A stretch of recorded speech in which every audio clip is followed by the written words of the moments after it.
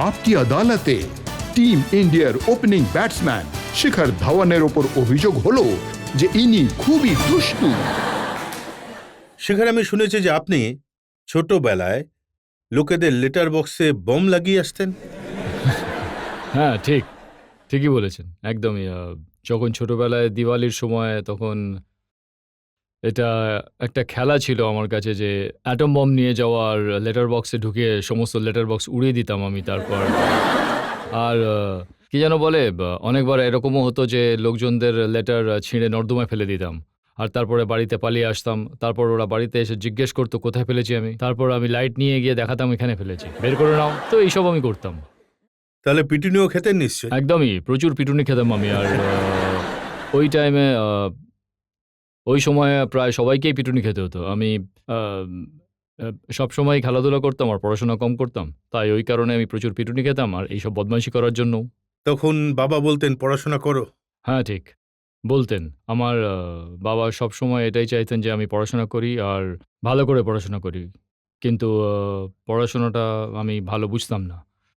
কিন্তু খেলাধুলাটা ভালো বুঝতাম, পড়াশোনাটা ভালো করে বুঝতে পারতাম না। কিন্তু তবুও পরিশ্রম করতাম, ২-৩ ঘন্টা পড়তাম আর মন প্রাণ দিয়ে পড়াশোনা করতাম। ৩ ঘন্টা পরে ১০ মিনিটেই ভুলে যেতাম সবকিছু। আর আমি বুঝতে পারতাম না যে কিভাবে হলো এইসব।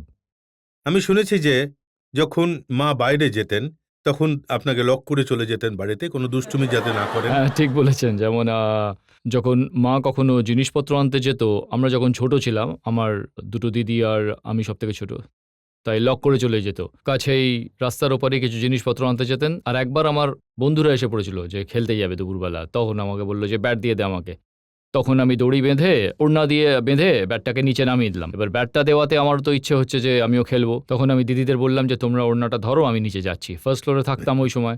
তখন ওখান থেকে কি যেন বলে, ওড়নাতে ঝুলে ঝুলে আমি নিচে নামলাম আর আমি খেলা শুরু করে দিলাম। তারপর মা এসে অবাক হয়ে গেছে যে আমি কিভাবে বেরোলাম, তালা লাগিয়ে গিয়েছিল। তো মা ডাকলো যে বাব্বু চলে আয়, বাড়ি আয়। তখন আমি বাড়ি গেলাম। তারপর শুরু হলো পিটুনি। আর মায়ের হাতে মার খেয়ে আমার কিছু হতো না, কারণ ততদিন আমি স্ট্রং হয়ে গেছি। বাবা মারলে তবুও লাগতো, মা মারলে আমি হাসতাম, বলতাম যে কোনো ব্যাপার না, মারো তুমি, কোনো অসুবিধা নেই। তো এই বাব্বু কবে বুঝতে পারলো যে আমি ভালো ক্রিকেটার হতে পারি? আসলে বাব্বু সেদিন বুঝতে পেরেছিল যখন আমি আন্ডার 16 দিল্লি টিমের হয়ে খেললাম। ১ বছর খেললাম আর ওটার পরের বছর আমি ২টো ম্যাচ খেললাম, আমি ড্রপও হয়ে গেলাম। তখন আমি একটু, আমার মন খারাপ হয়েছিল। আর তার পরের বছর আমি আবার ভালো খেললাম। আর তারপর যখন আমি প্রচুর রান করলাম, তখন আমি বুঝলাম যে আমি ক্রিকেট খেলবো। কিন্তু এটা সত্যি যে আপনি চান্স এই জন্য পেয়েছিলেন কারণ কিছু ছেলে ড্রপ হয়ে গেছিল? একদমই ঠিকই বলেছেন। আন্ডার 16 আমি প্রথম সুযোগ পেলাম, 2টো ম্যাচ খেললাম, ওতে ভালো খেলিনি বলে বসে গেলাম। আর পরের বছর তখন অনেক ছেলের ওভারেজ হয়ে গিয়েছিল, যারা আমার সিনিয়র ছিল। তখন আমি অটোমেটিক্যালি চান্স পেয়ে গেলাম। আর ওই বছর আমি আন্ডার 16 হাইয়েস্ট রান গেটার হলাম ইন্ডিয়ার জন্য। তারপর আন্ডার 17 এশিয়া কাপ খেলে এলাম বাংলাদেশে।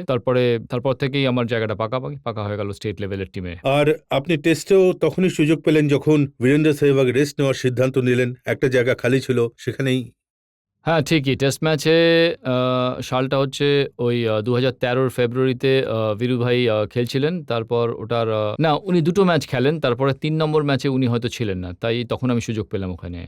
হ্যাঁ, আর ওই যে রেস্টের ব্যাপারটা, ওটা ওডিআইয়ের ছিল ২০১০ এ। অস্ট্রেলিয়ার বিরুদ্ধে সিরিজ ছিল আমাদের।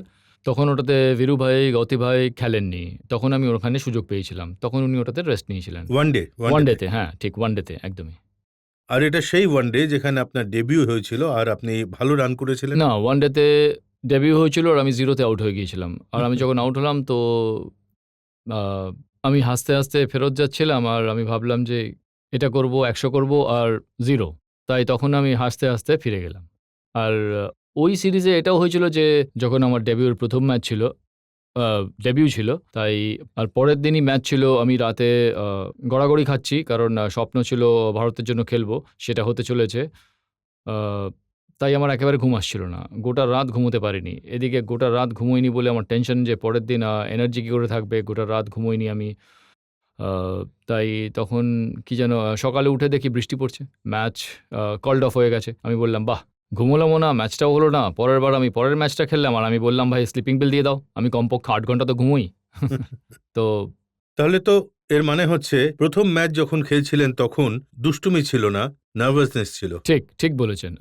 বেশ নার্ভাসনেস ছিল, এক্সাইটমেন্টও ছিল।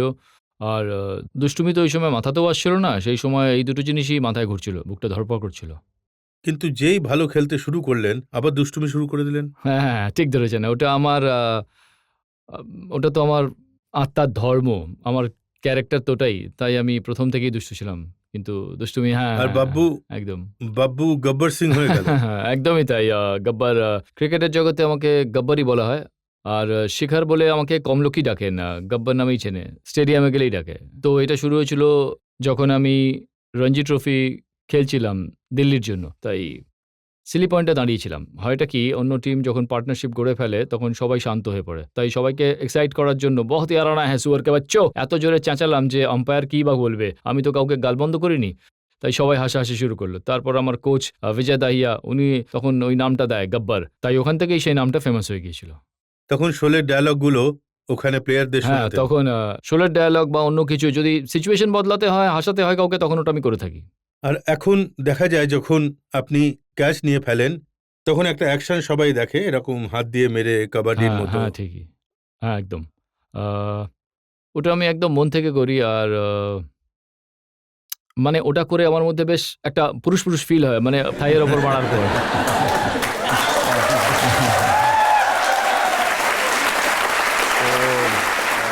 আর অ্যাগ্রেশনও দেখানো হয়ে যায়। একটা অ্যাগ্রেশনও বেরিয়ে আসে, কারোর খারাপও লাগে না। আর অন্য প্লেয়ার যারা থাকে তারা যখন আমাকে আউট করে তখন সেটাই ঘুরিয়ে আমাকে আচ্ছা। করে দেখায়। তখন আমিও হেসে ফেলি যে যাক তাহলে আমার এটাও ভালো লেগেছে। স্যার আমিও ক্রিকেট খেলি, কিন্তু আমি পড়াশোনা আর ক্রিকেট দুটোকে ম্যানেজ করতে পারি না। তাই আপনি আপনার স্টাডি টাইমে দুটোকে কিভাবে ম্যানেজ করতেন? পড়াশোনা করা খুবই দরকার। আর হুম। যেটা তোমার স্কুল টাইম থাকে তারপরে আমি সোজা এইসবই করতাম। স্কুল শেষ হওয়ার পরে ২ ঘন্টা ক্রিকেট খেলতে চলে যেতাম। আর তারপর বাড়ি ফিরে আবার হোমওয়ার্ক করা বা অন্য কিছু করা সেসবই করতাম। তাই তোমাকে যদি দুটো জিনিস ম্যানেজ করতে হয়, তাহলে তোমাকে আরও বেশি পরিশ্রম করতে হবে। তুমি যদি ক্রিকেটের পেছনে টাইম দাও, তাহলে তোমাকে পড়াশোনার পেছনে একটু বেশি টাইম দিতে হবে। তাই স্পোর্টসের যে ব্যাপারটা আছে, সেটা খুব ভালো ডিসিপ্লিন তৈরি করে মানুষকে। তো এটা খুবই জরুরি এখানে থাকা প্রত্যেকটা ইয়াংস্টারের জন্য যে খেলাধুলা করা, যেকোনো খেলাধুলা হোক, সেটা যদি তুমি যোগাও করতে চাও সেটাও পারো। কিন্তু এগুলো জরুরি কারণ এসব করলে তোমার লাইফে একটা ডিসিপ্লিন আসবে, শরীর ভালো থাকবে আর প্রচুর কনফিডেন্স বাড়বে। তাই এসব করা খুব প্রয়োজন। একবার যদি আপনি আপনার সিগনেচারটা করে দেখান তাহলে ভালো লাগবে। কোনটা বলো তো? যেটা আপনি ক্যাচ নেওয়ার পর ক্যাচ গব্বরের মতো নেওয়ার পরে? করেন। তাহলে আমি দাঁড়িয়ে সেটা দেখাচ্ছি। হ্যাঁ হ্যাঁ ঠিক আছে?